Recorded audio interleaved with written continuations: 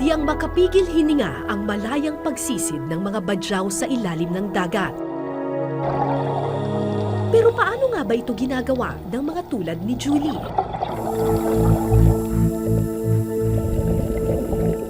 Dahil limitado ang oxygen sa ating katawan, kailangan limitado rin ang galaw sa paglangoy.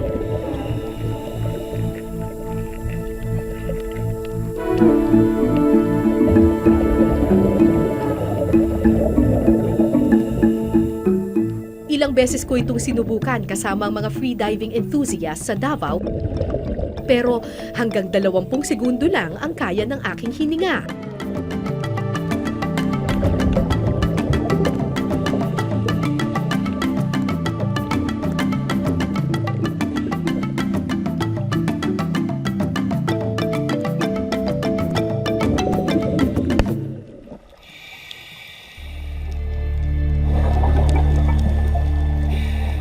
Samantalang ang mga badyaw, lagpas 2 minuto sa ilalim ng dagat.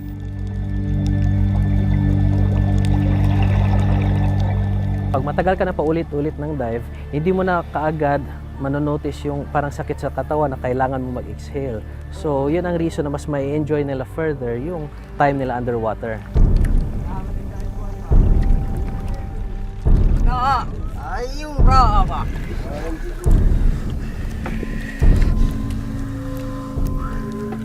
Ginagawa nitong si Julie, nagda-diaphragm breathing siya. Ito kasi yung paraan ng breathing kung saan konti lang yung gagamitin mo na oxygen talaga sa iyong katawan. Tapos bumababa yung heart rate mo, therefore you're really relaxed. Ngayon, kapag nag-dive siya mamaya, gravity lang yung gagamitin niya. So hahawakan niya itong bakal na ito na may bigat na mga 6 kilos at ito na yung magpupush sa kanya papunta sa ilalim ng tubig. So, ready ka na, Julie?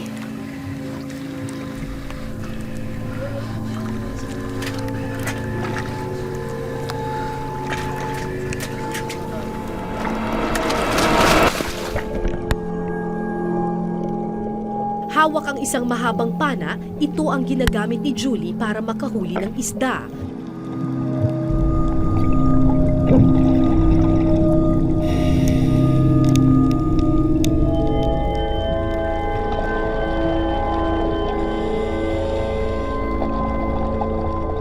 Dahil limitado ang kanyang hininga, kailangan asintado at kalkulado ang kanyang bawat galaw.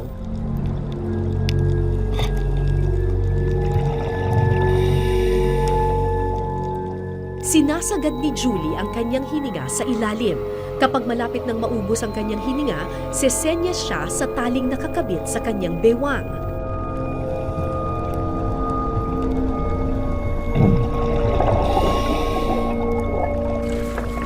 So ngayon hinihila na nila si Julie kasi kailangan sa pag-akyat ng diver, less na yung ginagamit niyang oxygen. So hindi siya dapat nag-exert ng effort. Hindi na siya dapat nagsiswimming. Ito na siya.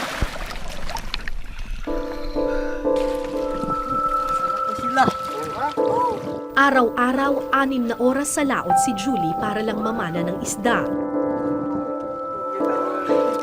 Sa kagustuhang kumita ng malaki, halos di siya nagpapahinga. Kaya pagkatapos ng ilang minuto lamang, sisid na naman ang badyaw.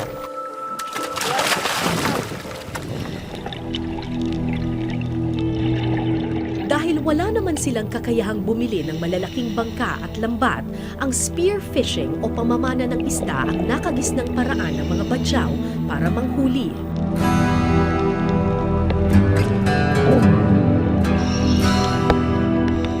Dati-rati, nakakahuli raw sila ng isda sa mabababaw na tubig lamang. Pero ngayon, kailangan mo nang lumalim para makahuli ng malaki-laki.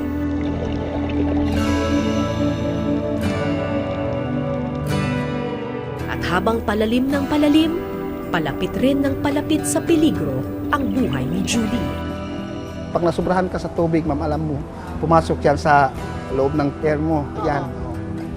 Hanggang doon may parang magkasugat-sugat na yun. O ganon yung nangyari kay Julie. Ganon yun ang kanyang hanggang ngayon hindi na siya masyado nakadinig. Bakit basag na Sa yung tenga niya? sisid, bata pa. Doon pa sa Zamboanga hanggang doon sa Barcelona, Lingis, Surigao, sisid yan. Si Pastor Delmar ang nagturo kay Julie na sumisid. Maagang naulila sa kanyang mga magulang si Julie kaya hindi siya nakapag-aral. Ang dagat ang nagsilbi niyang eskwelahan.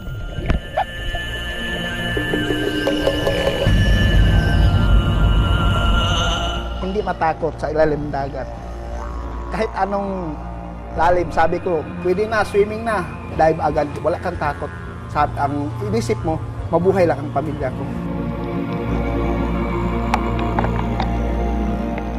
Ayon kay Pastor, 9 na taong gulang pa lang daw si Julie, nabasag na ang eardrums nito. Sumobra raw kasi sa lalim ang kanyang pagsisid at di nakayanan ng kanyang mga tenga.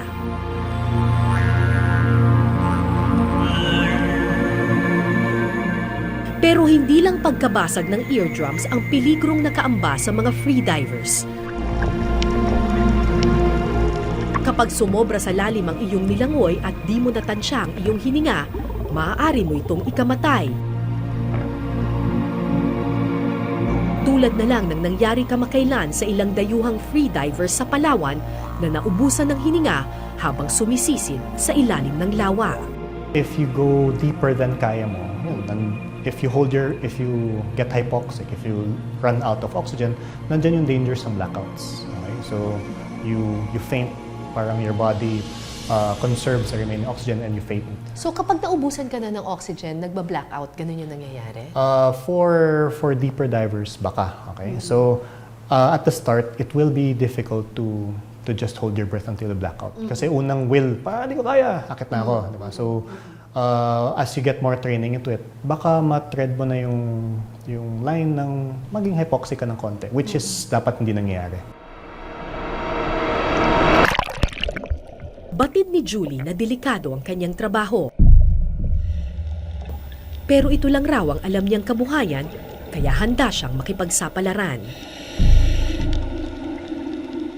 Julie, hanggang kailan mo gagawin ito? Hanggang kailan ka maninisid? Kailan ka maglalong na ganyan? Hanggang wala na siguro po.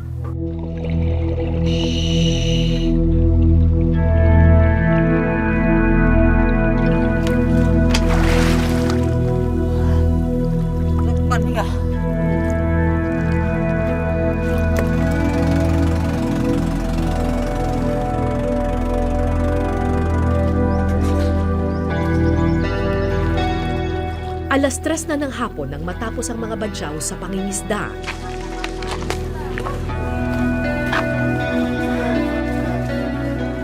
Dinala ni Julie sa Pampang ang mga huling isda. Umasa na sana suklian ng biyaya ang kanyang pagpipigil hininga.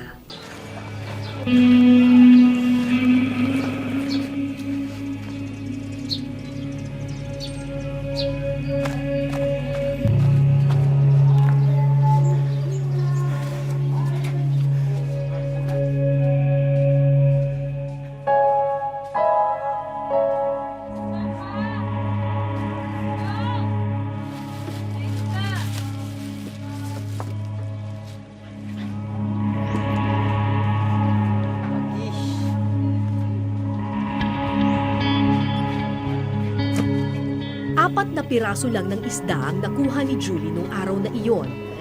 Halos 2 kilo lang ang inabot nito sa timbangan. At nang oras na ng bayaran, Magkano yan? 199? ang kanyang kinita hindi man lang umabot ng 200. Ang masaklap pa, kailangan niyang hatian ng parte ang 3 niyang kasamahan.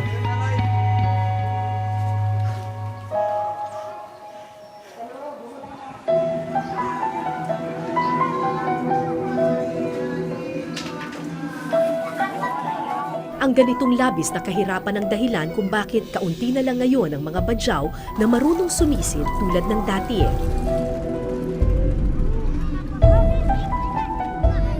Kung dati sa dagat sila nakikipagsapalaran, ngayon sa dagat na ng lansangan.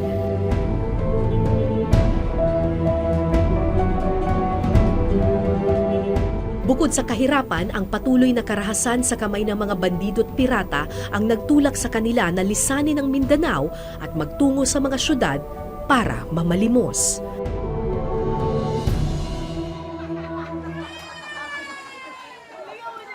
Kung dati, dagat ang kanilang tahanan, ngayon, dagat na ng kahirapan. Saan lang kayo Sa Malaysia, Malay. Tapos pumunta kami ng Tawi-Tawi, Sambuanga. Sambuanga, Sibugay nga noon kami. Tapos alam mo naman yung kapag pumunta kami sa laot, ma'am, Oo. may pambot doon ng pirata. Kung humingi ng isda, pag walang isda, kukunin yung bangka mo. Basta yung makina mo. Oo. So, tapos sabi niya, ano ba yung isda doon? O sige, lalangoy ka, umuwi, kung gusto mo mabuhay. Kaya kami nakaalis sa area namin. Ito ang imaheng nais burahin ni Pastor Delmar, kaya niya tinuruang sumisid si Julie para maibalik ang dignidad ng kanilang lahi, maibalik ang dagat sa kultura ng mga Badyaw. Dili ko matog. Dili masay, ulawod ko lagi. Dagat na lang ko kay way tao dagat. May pasilab sa dagat. Pag mga amigo na mga bato. Yung gawas ng isda di.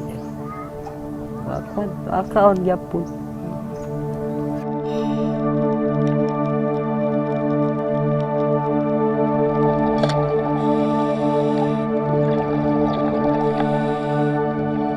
Kahit mahirap, kahit isang araw, kahit isang tuka, kahit walang matuka, basta Okay. wag ka lang hindi mabuti. Kaya yun ang tinuro mo kay Yun ang Julie. tinuro ko sa kanya, kay Julie. Mabuhay tayo sa dagat kasi nandoon ang hanap buhay natin, wala dito sa ano ba yan? Sa Bukid. syudad. O sa syudad, wala. Hindi tayo doon. Yan, kaming mga Badyaw, may iba naman nandito sa syudad. Pero kami, nandito kami sa dagat kami nabubuhay.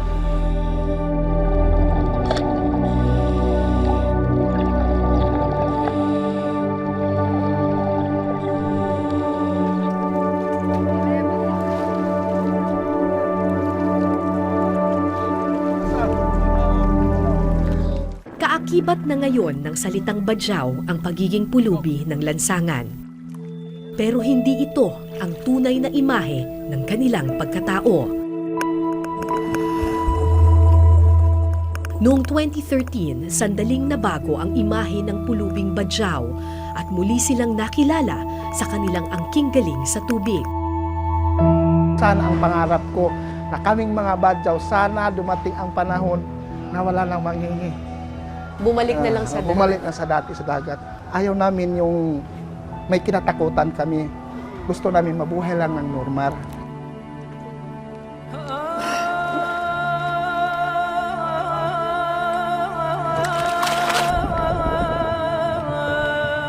Kung nais mo raw takasan ang gulo ng mundo, sumisid ka sa kailaliman nito.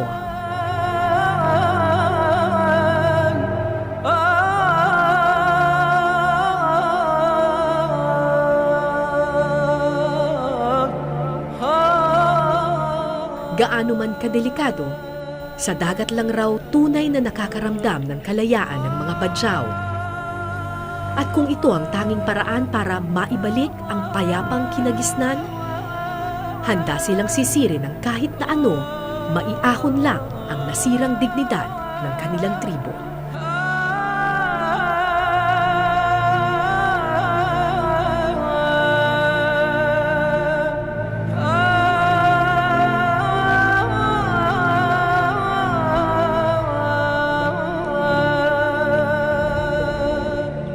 Ako po si Cara David at ito po ang Eyewitness.